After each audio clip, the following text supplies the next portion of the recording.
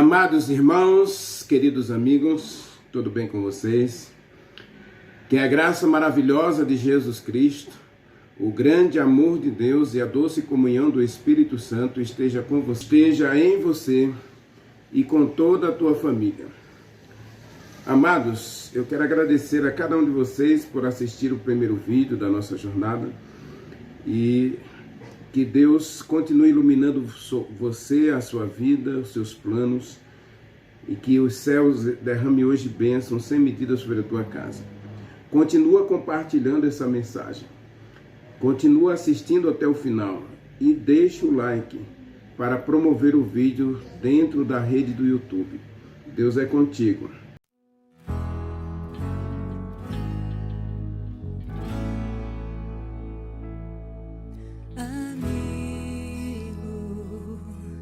Enviado por Deus, Consolador, Santo Espírito, ajudador, meu intercessor. Ele sabe orar o que não consigo, seus gemidos intercedem por mim. No santíssimo lugar me leva, Espírito, conheces meu interior, vem me moldar, me guiar para adorar ao Pai. Santo, és bem-vindo, Espírito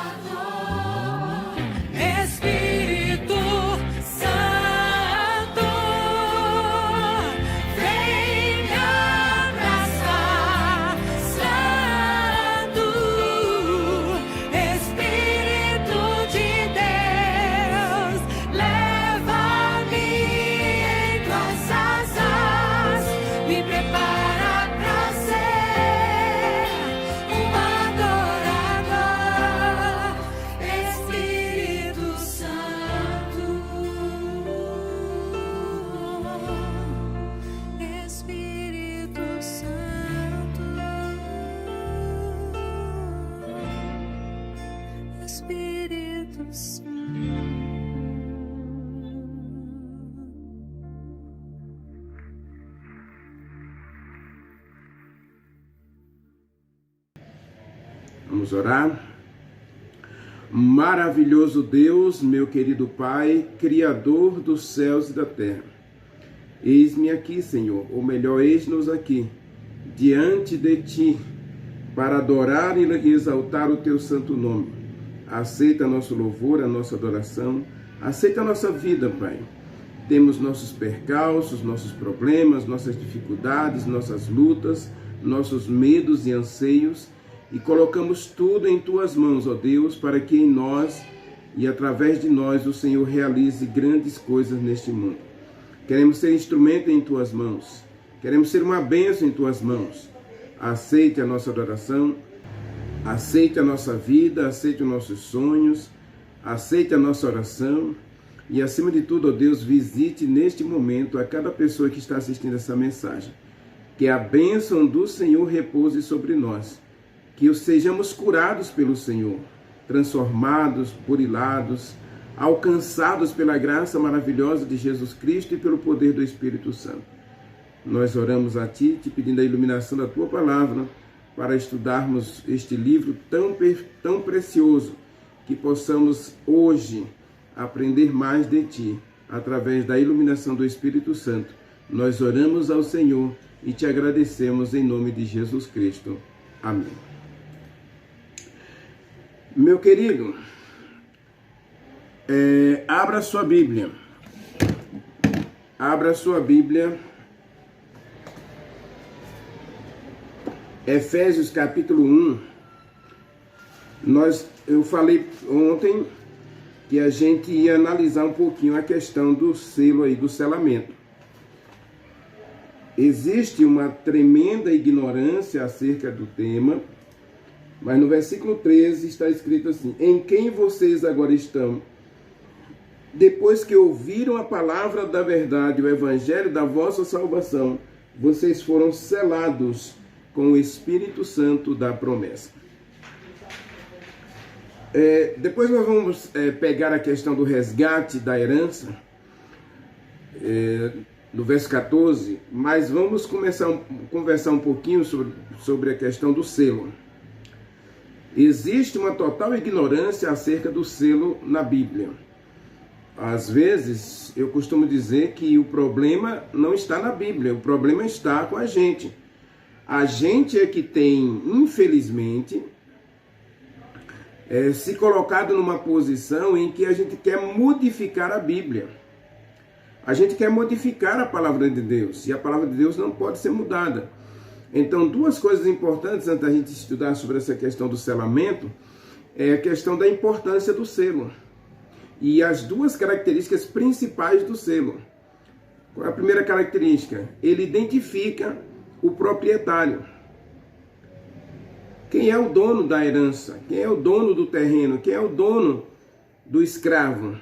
Então, o selo, ele servia para identificar o proprietário. E segundo a característica do selo, é a propriedade.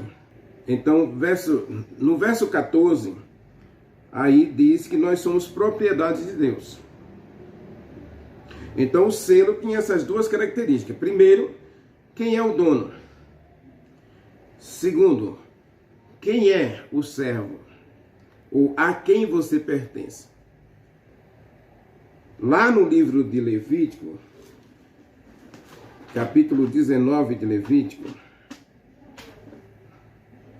Levítico 19, olha o que está escrito.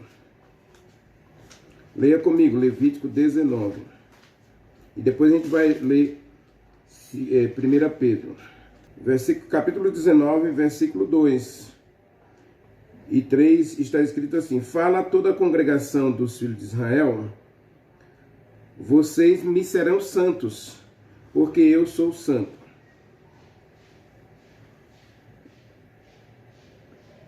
No capítulo 19 de Êxodo, também Deus diz que a gente deve ser santo, mas no capítulo 19, Deus diz que nos escolheu para sermos dele. Leia comigo. Capítulo 19 de Mateus, de Êxodo, né? Deus ele diz assim, olha, vocês me serão reinos. Verso 6, 19, versículo 6. E vocês serão meus sacerdotes, nação santa. Estas palavras falarás aos filhos de Israel.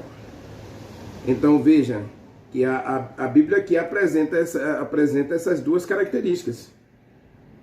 A propriedade e o proprietário. Deus é o grande proprietário dos seus filhos, é o dono, é o Senhor dos seus filhos. E nós somos propriedade de Deus. No Salmo 100 também fala que nós somos povo do seu pastoreio, né? Nós somos povo da herança do Senhor. Salmo 100, leia comigo, Salmo 100, fala a mesma coisa. Aqui está a questão, hein? É uma questão muito séria isso, né? Olha aqui, verso 3. Sabei que o Senhor é Deus e foi Ele quem nos fez e dele nós somos. Verso 3 continua dizendo, somos o seu povo, somos sua propriedade, né? E somos rebanho do seu pastoreio. Ou seja, o texto do selo, ele na verdade identifica o proprietário e a propriedade. Nós somos herança de Deus, nós somos propriedade de Deus. E ao sermos propriedade de Deus, ele carimba em nós o seu próprio selo. Essa palavra selo aqui, a gente pode dizer claramente que Deus imprime em nós o seu caráter. Deus imprime em cada um dos seus filhos o seu próprio caráter. E ao imprimir o caráter dele na gente, o que Deus faz? Deus sela. Ou seja, ele garante que a gente é dele e que a gente pertence a ele. Mas vamos para Pedro, 1 Pedro capítulo 2, porque essa questão da propriedade é muito séria. Você não é uma pessoa qualquer, você pertence a Deus. 1 Pedro capítulo 2, versículo 9 e 10. 1 Pedro, capítulo 2, versículos 9 e 10. Olha o que está escrito. Verso 9 está escrito assim: vocês são raça eleita, sacerdócio real, nação santa, povo de propriedade exclusiva de Deus, a fim de proclamardes as virtudes daquele que vos chamou das trevas para a sua maravilhosa luz. Vocês sim, que antes eram trevas, que não eram povo de Deus, agora vocês são povo de Deus. Antes você não tinha alcançado a misericórdia, agora vocês alcançaram a misericórdia, versículo 10. Então o capítulo 2 de Pedro mostra claramente as duas características do selo: o proprietário e a propriedade. Ou seja, Pedro vai dizer que nós somos nação santa, povo eleito de Deus, sacerdócio real, propriedade exclusiva de Deus. Deus nos escolheu em Jesus Cristo antes da fundação do mundo, então nós somos dele. Agora, quando Deus identifica seu povo, aí ele ratifica essa identidade, colocando nesse povo o selo. E aí entra a confusão de muita gente, porque muita gente acha que o selo de Deus aqui é o sábado. Veja bem, o sábado é um selo da verdade. Tá bom? Leia comigo Isaías 8, verso 16. Deus fala aí do selo da verdade. 8, verso 16, olha o que está escrito. Resguarda o testemunho e sela a lei no coração dos meus discípulos. Olha aqui o selo aparecendo. A lei como um selo. Não só o sábado, tá bom? Mas a lei de Deus. E a lei aqui não representa só os 10 mandamentos, representa toda a palavra de Deus. Por isso, em Efésios capítulo 1, versículo 13, Paulo vai dizer que você é selado com o Espírito Santo quando você aceitou a palavra da verdade. E o que é a verdade? João 17:17 diz, a tua palavra é a verdade. Então, Isaías está dizendo, resguarda o testemunho. Apocalipse 19, versículo 10, diz que o testemunho é o espírito da profecia, não é? E Apocalipse capítulo 12, verso 17, diz que aqui está o testemunho. 14, versículo 12, aqui está o testemunho. Aquele que guarda os mandamentos de Deus e tem a fé em Jesus Cristo. Portanto, a lei é um selo, mas é selo da verdade. Não é selo da salvação. Portanto, eu posso ter o selo da verdade, mas não ter o selo da salvação. Então, quando Paulo apresenta o selo em Efésios, capítulo 1, versículo 13, ele está falando de um selo. Esse selo identifica o proprietário e a propriedade. Nós somos propriedade de Deus, então ele coloca em nós os dois selos, o selo da verdade e o selo da salvação. Uma coisa não existe sem a outra, mas uma coisa pode estar desligada da outra e não trazer nenhum prejuízo espiritual. Acontece que se eu posso ter o selo da verdade, e eu vou mostrar um exemplo na Bíblia de um jovem que tinha o selo da verdade, mas não tinha o selo da salvação, e ele rejeitou o selo da salvação. E quando eu rejeito o selo da salvação, então eu perco a vida eterna. Eu posso até ter uma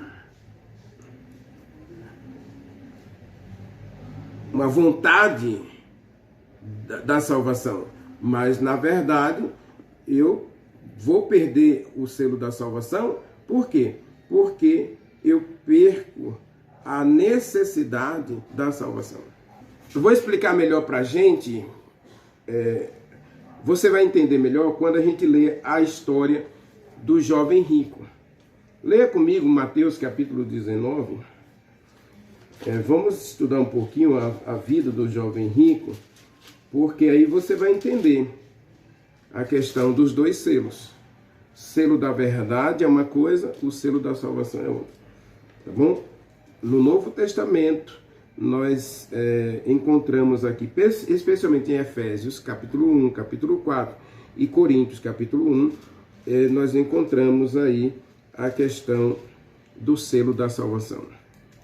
Lógico que o Espírito Santo vai nos guiar em toda a verdade e é Ele quem vai nos colocar em contato com a verdade plena da palavra de Deus, e aí vai nos oferecer o caminho da salvação. E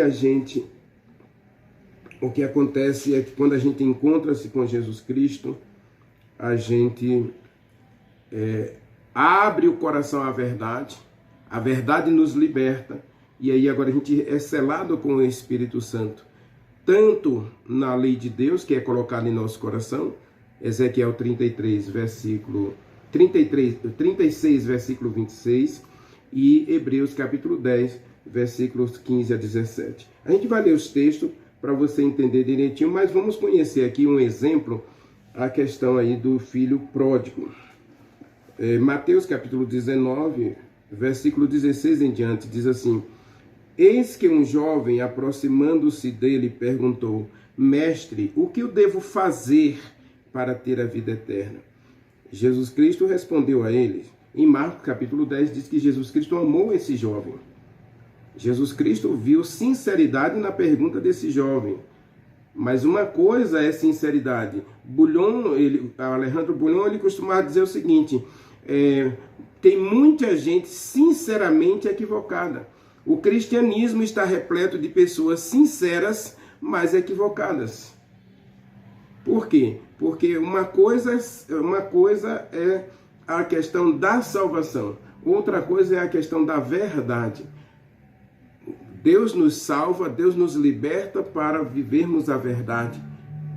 Então tenhamos cuidado, porque muitas vezes podemos nos confundir E podemos perder a vida eterna por uma questão simples. Eu estou salvo em Jesus Cristo, mas eu não preciso obedecer. Se o seu líder religioso vem dizendo para você que você não precisa da obediência, então esse líder religioso não está pregando o evangelho para você. Ele está ensinando qualquer coisa, qualquer teoria, menos o evangelho. Porque o evangelho é o poder de Deus para a salvação de todo aquele que crê. Ora, o poder para quê? Para libertar você do pecado. Para levar a você a viver uma vida santa. Para que você seja propriedade de Deus, ou seja, Deus imprima em você o seu caráter.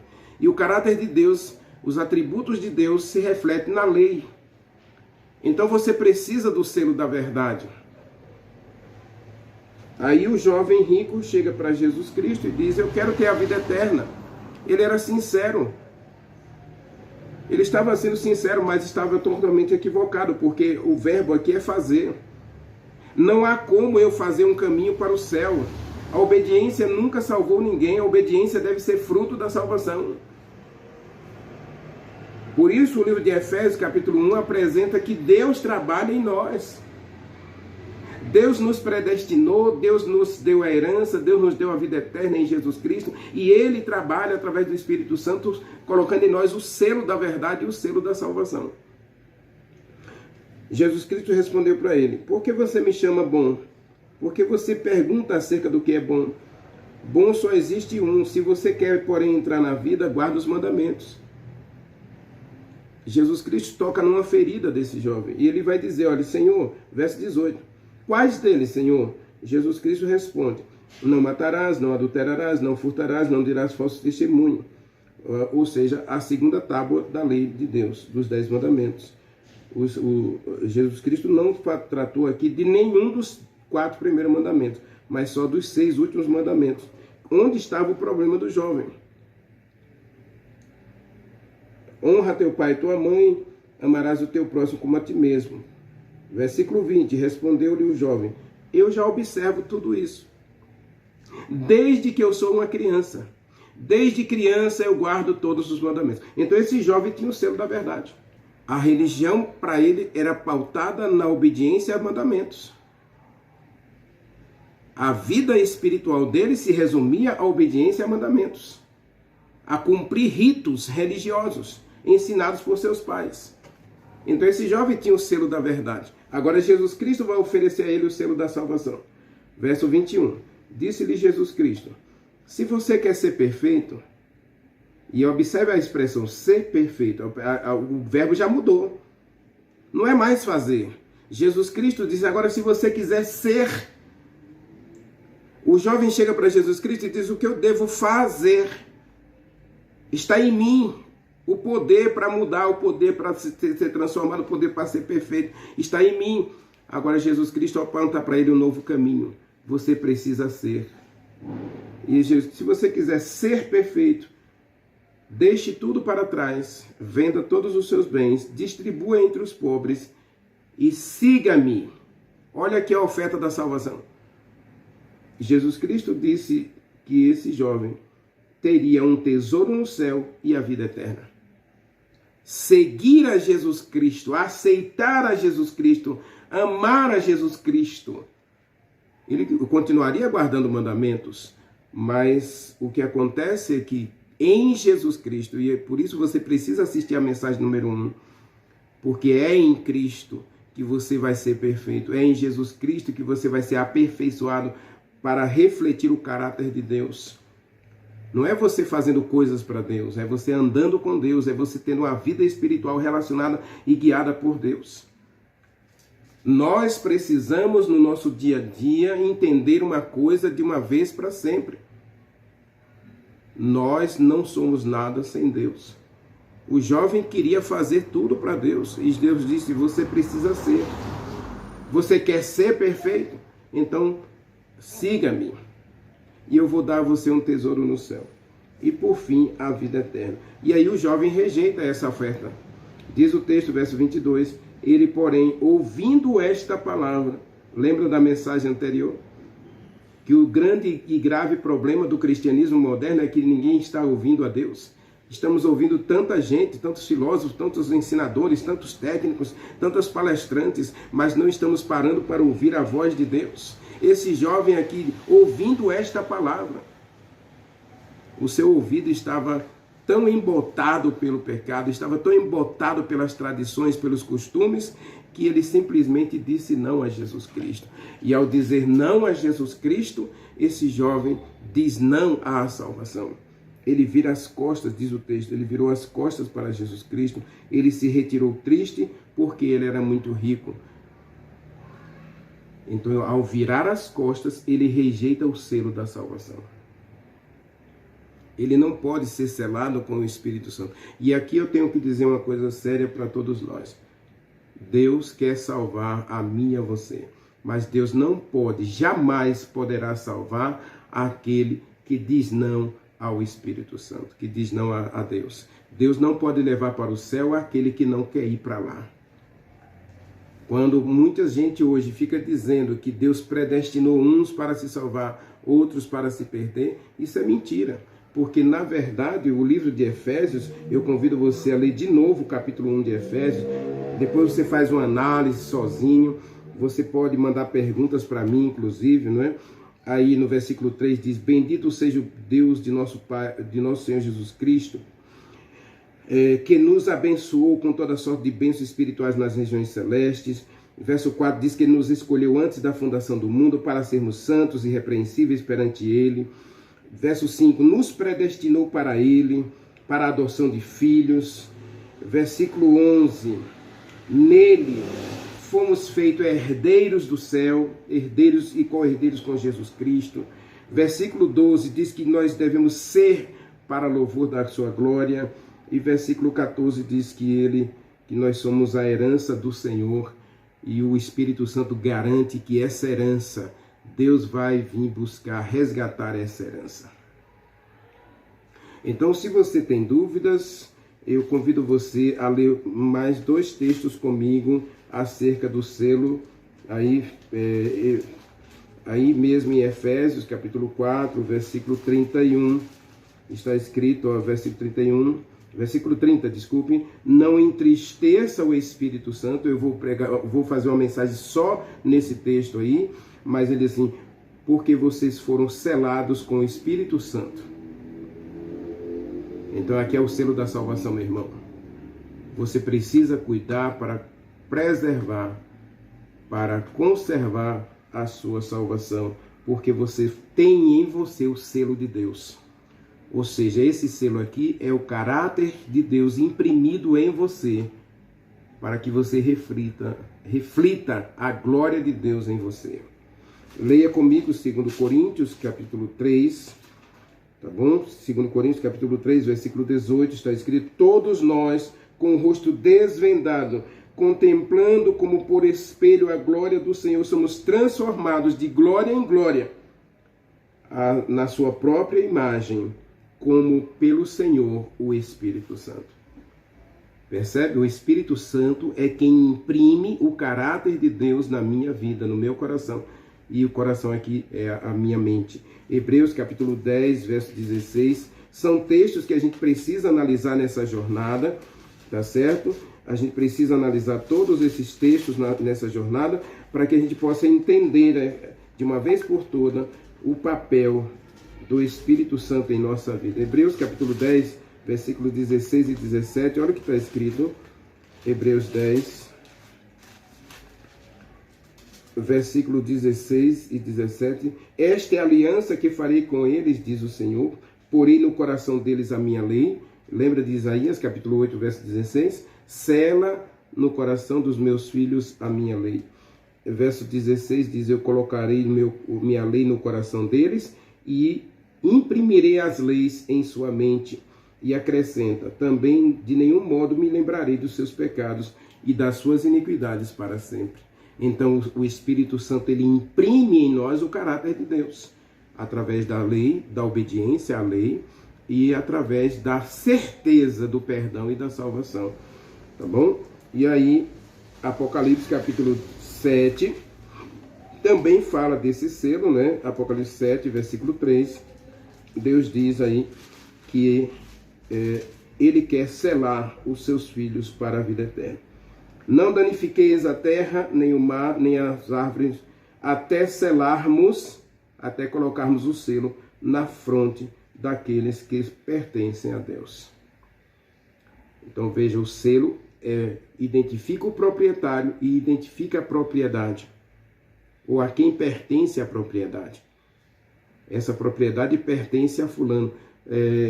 Eu morei no interior da Bahia e lá a gente ia pescar, ia para a roça e a gente passava por grandes rebanhos de gado e lá estava o selo encravado no corpo daqueles animais, identificando a propriedade, né, e identificando o proprietário, o dono. Então aqueles animais com aquele selo, com aquela característica do selo, cada selo tinha a sua própria característica, identificava quem era o dono daqueles animais. Não se perdiam os animais.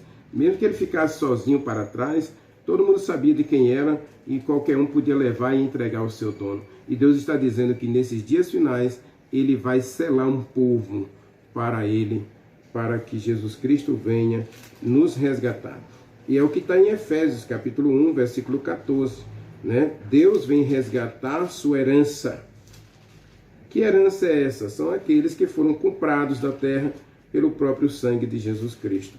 Versículo 14 está escrito, né? O qual o Espírito Santo é o penhor da nossa herança até ao resgate.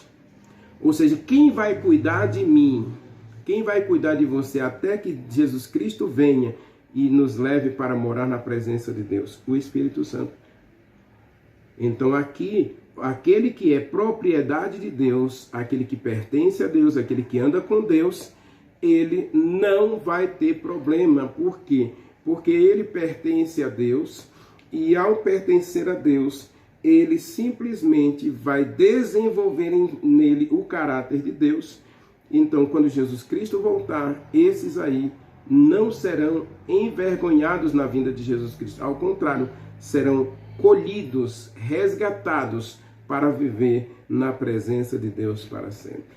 Lá no Velho Testamento, se você ler o livro de Levítico, nós vamos encontrar justamente essa história. A pessoa se vendia como escravo porque ele ficava pobre demais, ele precisava pagar suas contas, pagar suas dívidas, sustentar sua família, então ele se vendia como escravo. Mas aí vinha um parente que o conhecia e esse parente fazia o resgate.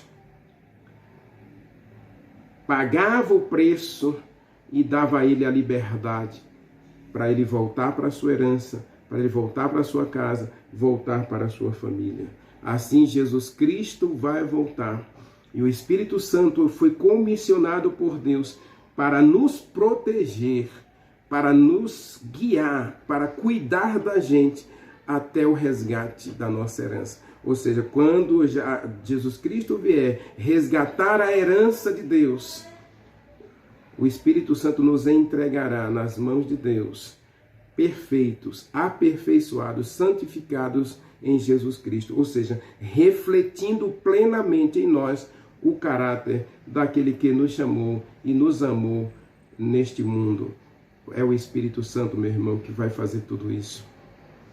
Leia comigo 2 Coríntios, eu quero encerrar com esse texto, capítulo 1, verso 22.